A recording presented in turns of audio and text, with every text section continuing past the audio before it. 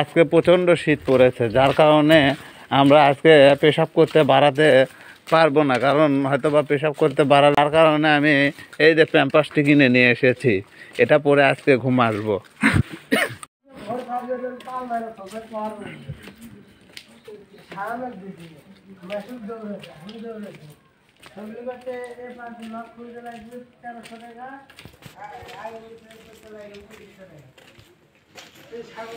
আজকে প্রচুর কুয়াশা, চতুর্দিকে কুয়াশা পড়ে গেছে, মনে হচ্ছে আগুন লেগে গেছে।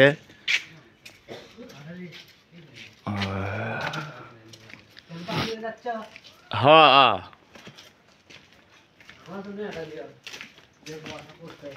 তোমাদের ডাবল এক্সেল লাগবে। প্রচুর কুয়াশা চতুর্দিকে। আমরা যাচ্ছি এখন রাত 12টা 20 বাজে, আমরা যাচ্ছি এখন নদীর ঘাটে।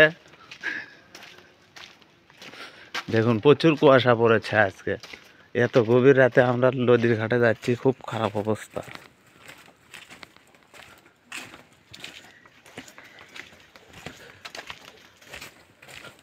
পালা বলে আবার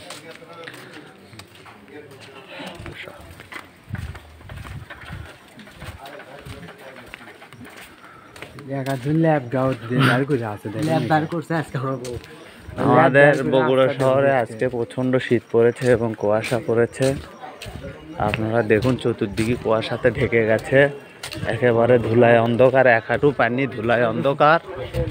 কি দেখতে কি দেখিচ্ছে আমি বলে বোঝাতে পারছি না। আমাদের চার শোরুম দুটাই বন্ধ, ও ওখানে একটা আছে, দেখি কোথায় চা পাওয়া যায়। এই শীতে চা খাওয়ার মজাই আলাদা। বরাবর চা খেতে আসলাম। আচ্ছা, এটা পজ দেয়।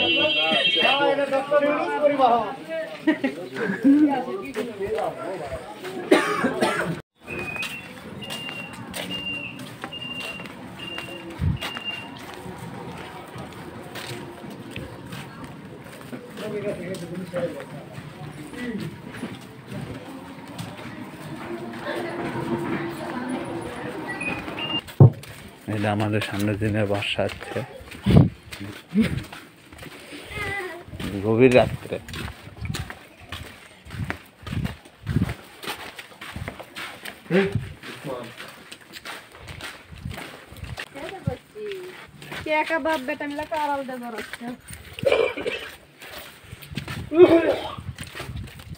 বন্ধ হয়ে গেলে একবার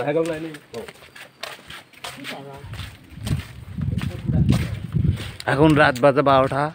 আমরা গভীর রাতে গোরস্থানের ধারে, এই যে গোরস্থানের কাঠি, এই দেখেন গোরস্থানের ভিতরে অবস্থা দেখেন, কুয়াশাতে ভরপুর। ফুলবাড়ি রতনপুর গোরস্থান। আমরা গোরস্থানের পাশাপাশি ওই দুজন দিনে বাসা ওখানে দাঁড়িয়ে আছে, আপনারা দেখতে পারেন। দেখুন আশেপাশে প্রচণ্ড কুয়াশা পড়েছে, আজকে ব্যাপক শীত পড়েছে, যার কারণে আমরা আজকে প্যাম্পাস নিয়েছি। এই প্যাম্পাসটি পরে আমরা ঘুমাবো। এই যে দিনের বাসার সামনে বেরিয়েছে, আমরা গোরস্থানের খুব কাছাকাছি। এই যে দিনের বাসা দাঁড়িয়ে আছে, আমি জানি না এটা কোন দিন, ছেলের দিন না মেয়ের দিন, লাঠিওয়ালা না লাঠি ছাড়া দিন আমি জানি না, আপনারা একটু দেখতে পারেন। এই রেডে ফুলবাড়ি শ্মশানের রাস্তায়, এগুলির ভিতর ভুলেতেও কেউ যাবেন না, আপনার হয়তো বিচি হেরে যেতে পারে। কোন বিলের ভিতর এখন দেখেন বিলের কি অবস্থা, চতুর্দিকে কুয়াশাতে ঢেকে গেছে। আমি জানি না কোথায় কি আছে লুকে, সাপ গোপ নাকি না মানুষই লুকে আছে। এটা হচ্ছে যে পাহাড়, না এটা উড়েচণ্ডী পাহাড় করে কয় পাহাড়, যাই হোক অ্যামাজন পাহাড় ধরলেও চলিচ্ছে। দেখুন আপনারা, খুব মারাত্মক অবস্থা এই পাহাড়ের। দেখুন এখানে প্রচণ্ড কুয়াশা পড়েছে, প্রচণ্ড শীত কুয়াশা।